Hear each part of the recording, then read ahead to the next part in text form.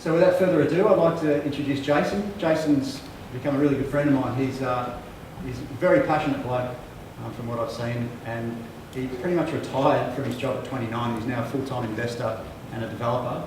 And his passion really comes through in his investing. He really looks for win-win opportunities for people, and I think that's extremely important. It's something that Jonathan was talking about, and I think Jonathan's going to follow on. Jason's going to follow on with that. So please give him a warm welcome, Jason.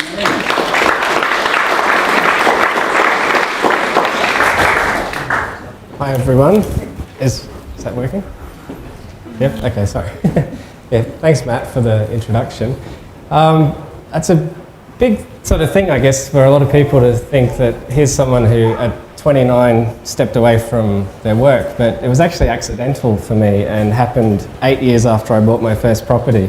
So tonight what I'll do is I'll share with you a little bit about how I went from a first-time property purchaser to 8 years later no longer needing an income through work. I also hope, and it's a little challenge of mine, that some of you in the room will realise you're a lot closer than you might have previously thought to being able to step away from your job as well. And another section later, I would like to start a discussion where I'm going to offer anybody a chance to participate. You can participate by asking a question, or as a question comes, if I have an answer for it, I'll answer, but if I don't, I'll put the question back, and if anyone in the audience has an answer, we'll see if we can leverage off each other's knowledge, experience and abilities. So I'm sure at some point along the night you'll get a question will occur to you, you'll think, well, wow, if I had the answer to this, that could really help me step through and move to the next level, or just make a difference somehow. So just keep aware of that. If you've got a chance to make a little note of that as I go, that'd be great. So, as mentioned, when I bought my first property, I retired at 29, I was 21 when I bought the first property. At the time, and it's interesting, Jonathan talked about vendor finance, because the only way I was able to buy my first property was through a flexible seller who was quite willing to actually give me a bit of vendor finance. And my story, I'll cut it down a little because of the time we've got, but what happened is, for a couple of years prior to buying that property, I desperately wanted to buy my first property. I'd read a book called Building Wealth Through Investment Property by Jan Summers. That was back in 1992. Really inspired me, made me think, wow, property is a vehicle that I can see how it can work to enable me to, going by Jan's strategy, build up enough properties so that I could then sell a few off, clear some debt and live off the rent. That's how I envisaged it based on what Jan had said. So for about 2 years of trying to save money, being as diligent as I could, cutting back expenses, I was trying to build up a deposit, but it wasn't as easy as I thought to get as much deposit as I needed. I would talk to pretty much anybody who I was interacting with and say, I can't wait to buy my first property, can't wait to buy my first property. And then someone who owned a petrol station, a small independent petrol station, who I'd often go to get petrol, I was telling him my story of can't wait to buy a property. And he said, well, actually, I've got a property I'm just about to put on the market for sale. Would you like to have a look? I thought, wow, absolutely. So he showed me the property. I liked it. It was in East Brisbane. And we talked about it. And I hadn't, at this point, had a finance application in. And what had happened is, for the 2 years that I was really wanting the property, I'd also been operating my own business, and I didn't yet have 2 years of financials, so the traditional way of getting finance wasn't really an option for me. And I explained to him that, this is what I had in the savings, and he said, well, why don't you come along and see my bank manager? Maybe he can help you. So I thought, let's do that. The bank manager explained that for him to approve me based on what I did have, I must have a 20% deposit. That was the only way he could do it. But with a little bit of coaching perhaps from this seller who wanted to help me buy this property, he asked if there's any other way it might happen, and the bank manager said, well, I could also approve a personal loan for you, but it's not really right if I do that before you buy the property, because then I've given you a loan that I know you're using for a deposit, and that's not going to work.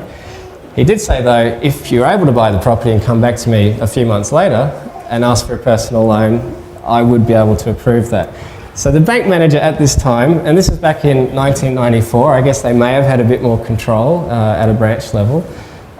They kind of insinuated that if there was some way I could buy the property and then wanted a personal loan, we could do that.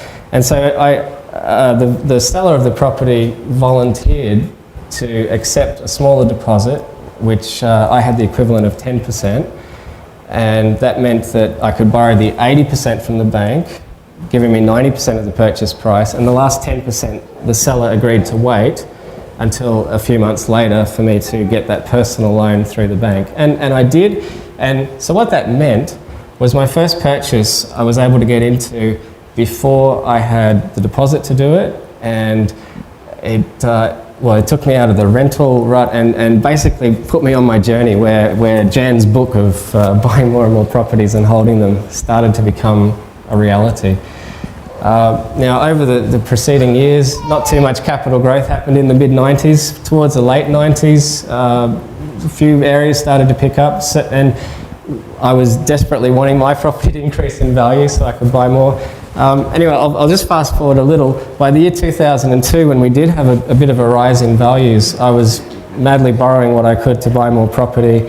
At that time, I had a place that I lived in, plus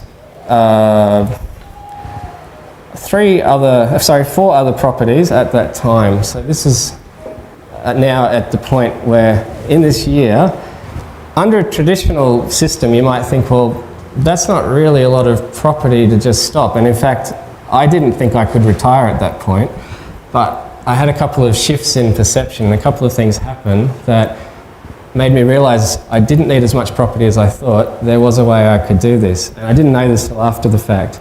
Now I'll try and explain a bit how that came together.